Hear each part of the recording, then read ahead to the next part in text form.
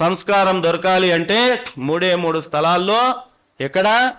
ఒడి, బడి, గుడి, ఈ 3 దగ్గరనే సంస్కారం దొరకాలా. ఈ 3 దగ్గర సంస్కారం దొరకలేదంటే ఈ భూమండలం పైన నీకు సంస్కారం ఎక్కడా దొరకదు.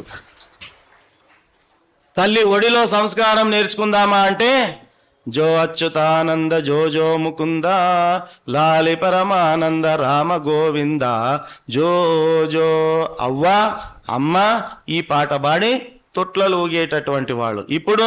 ఇప్పటికింకా నా వయస్సు ఇంకా 16. నువ్వు వాడే పాటకు వానికి ఊపే ఊపుకు ఏమైనా సంబంధం ఉన్నదా?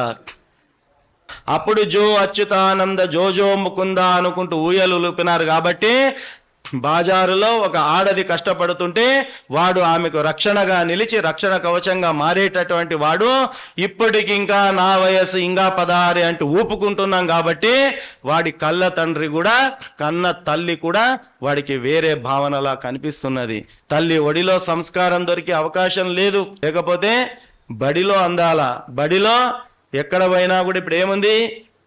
మార్కులు, ర్యాంకులు, టాప్ ర్యాంకులు, శ్రేణిలు.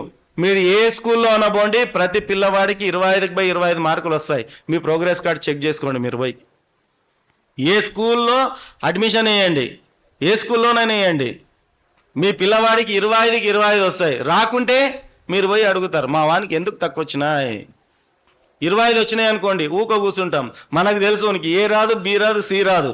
25 వచ్చినాయంటే ఊక కూర్చుంటాం మనం. ఎందుకంటే వీళ్ళకి 25 కావాలా, జ్ఞానంతోన పని లేదు. బడిలో కూడా సంస్కారం నేర్పేది లేదు.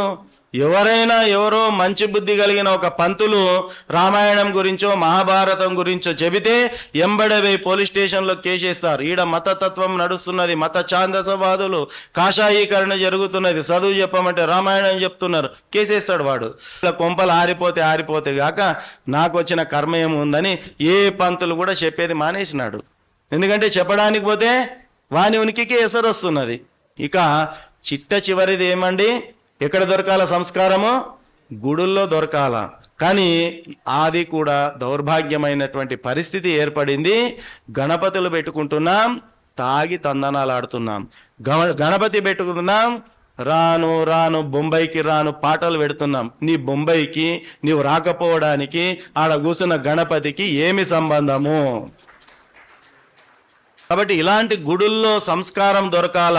ఇక్కడ కూడా సంస్కారం దొరకకపోతే ఏమీ లాభము లేదు.